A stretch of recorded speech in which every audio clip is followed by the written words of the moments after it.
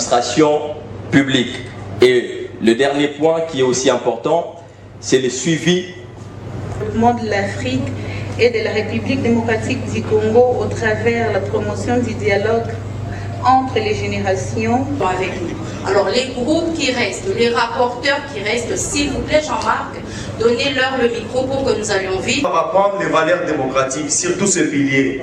Nous avons également suggéré, parce qu'il n'y a pas de démocratie s'il n'y a pas les valeurs démocratiques, nous avons suggéré qu'il y ait un renforcement des instances judiciaires dans tous les coins de la République, c'est-à-dire prendre en valeur, revaloriser ce que redistribuent tous les acteurs qui persistent. Ainsi, les choses ne marchent pas. La dernière suggestion, nous avons demandé il est faible. Les jeunes qui prennent part dans des décisions ne sont pas possibles. S'il vous plaît, à chacun 30 secondes et on clôture. On a que 3 minutes pour finir tout le monde, pour le reste.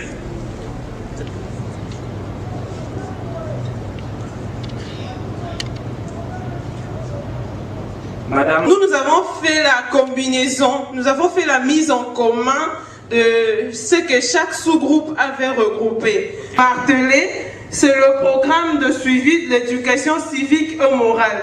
C'est vraiment très important de personnes qui ont étudié. Donc si on ajoutait ça dans les systèmes éducatifs, je pense non, merci.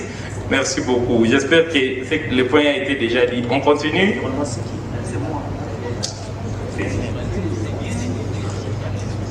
On passe au Bonjour tout le monde, c'est Sarah l'entrepreneuriat, l'emploi et l'éducation. Et sur l'entrepreneuriat, on a demandé à soi-même à l'université où à l'instant ils sont en train d'étudier qu'ils ne puissent pas commencer à chercher. Cher Ange, pour le groupe B, s'il vous plaît, il y avait 3 secteurs. Et le suivi du respect de textes liés au secteur de sous-traitance dans le domaine de l'emploi. Le secteur...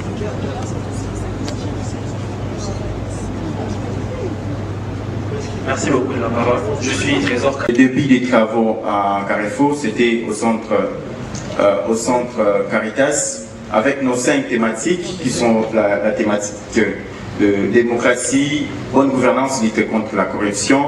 Il y a la thématique paix, sécurité et prévention de conflits, la thématique culture, art, sport et patrimoine. Il y a la thématique santé, environnement et développement durable. Et ensuite, nous avons été avec la thématique éducation, emploi de jeunes. Voici ce qui a constitué le détail des travaux en Carrefour dans le centre, au centre Caritas. La journée avant-hier de mardi, avant midi de mardi et les mercredis toute la journée. Et aujourd'hui, nous nous retrouvons pour la clôture. Il sera lu devant vous, comme vous-même et nous ensemble, nous avons adopté une déclaration.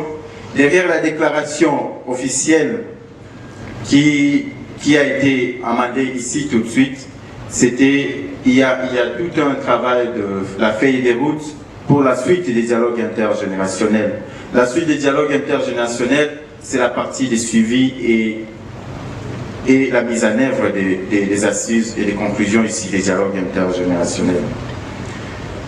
À ce niveau, j'aimerais également ici dans la salle remercier tous qui nous ont appuyés tout au long de ces processus. Le dialogue intergénérationnel qui prend fin aujourd'hui pour la première édition a commencé depuis le mois de juin dans les travaux. Nous ne pouvons plus accepter d'être de simples spectateurs, nous voulons être des acteurs clés de la gestion de la res publique. Avec cette déclaration, nous présentons une vision commune et proposons un chemin vers le changement. Ce changement doit être orienté vers tout secteur de la société. Notre système démocratique, en garantissant l'état des droits, notre modèle économique, en créant des chaînes de valeur durables, notre sécurité, en maintenant notre cohésion nationale et en promouvant la paix. Cette déclaration est le résultat des débats, d'échanges, des partages d'expériences entre tous participants à ces dialogues pour assurer une approche inclusive et intégrée. À cet égard, nous basons sur les principes de la Charte des Nations Unies et reconnaissons que la responsabilité principale du Conseil de sécurité en vertu de la Charte est de maintenir la paix et la sécurité au niveau international. Reconnaissons le vertu de la résolution 2252 du Conseil de la sécurité des Nations Unies. Nous, les jeunes, sommes engagés dans la construction et l'élaboration d'une paix durable dans nos communautés en tant que contributeurs positifs à la paix, à la justice et à la réconciliation. Faisons référence à la nécessité de reconnaître et de soutenir les rôles de jeunes dans la mise en œuvre des objectifs de développement durable des Nations Unies. Rappelons l'importance de la Charte africaine de la jeunesse, du plan d'action de décennie de la jeunesse et de l'agenda 2063 relatif aux principes directeurs de la Souvent, la jeunesse de la République démocratique du Congo a été présentée comme la risée. Or, c'est une jeunesse qui est très dynamique, très entreprenante, très courageuse et réfléchie. Et vous l'avez prouvé pendant toute la durée des travaux où vous avez réfléchi sur les différentes thématiques, notamment sur la bonne gouvernance, sur la citoyenneté, sur la lutte contre la corruption, sur les questions de santé et de l'environnement, sur la formation, sur l'entrepreneuriat, la culture et le sport. Je tiens à vous rassurer que la déclaration que nous avons reçue sera transmise à qui des droits, Son Excellence, Monsieur le Président de la République, qui fait de question de la jeunesse une priorité.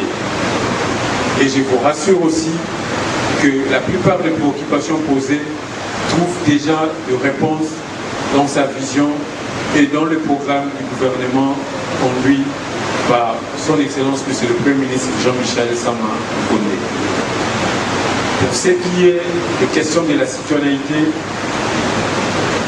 de la bonne gouvernance et de la lutte contre la corruption, il est de vous rappeler que cela constitue aussi un leitmotiv de la vision du président de la République qui fait de la question de la lutte contre la corruption son cheval de bataille, en mettant en place les différentes structures, notamment l'Agence congolaise pour la lutte contre la corruption. Et pour ce qui est de question de la citoyenneté et de la bonne gouvernance, votre gouvernement a mis en place pour la toute première fois un guide national sur l'éducation à la nouvelle citoyenneté, un programme qui sera bientôt présenté et intégré dans le circuit scolaire, académique et professionnel.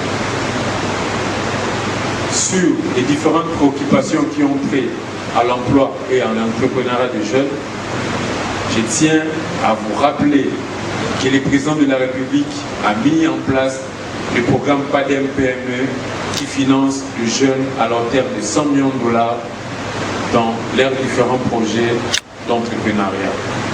Et j'encourage donc vous jeunes entrepreneurs qui êtes en ces lieux de pouvoir rester fermes et réfléchis en vue de pouvoir présenter des projets innovants et bancables pour la prochaine édition. Et dans le même ordre d'idée, le gouvernement de la République vient de mettre en place le programme Prodige, qui est un programme pour le développement de l'entrepreneuriat et l'innovation de jeunes pour financer les jeunes dans le milieu scolaire et académique sur différents projets d'innovation et d'entrepreneuriat. C'est pour moi l'occasion d'appeler la jeunesse à se saisir de ces différentes opportunités qui, il faut le dire, sont pour la toute première fois l'écoute de la République démocratique du Congo existe. Et à côté de ces deux programmes qui sont des programmes circonstanciés, il y a le FOGEC, qui est le Fonds de garantie pour l'entrepreneuriat au Congo, qui est destiné à pouvoir soutenir tous les entrepreneurs en constituant une garantie en méthode de financement auprès des institutions bancaires qui constituent jusque-là une épine pour de jeunes entrepreneurs. Et j'ai entendu vos préoccupations.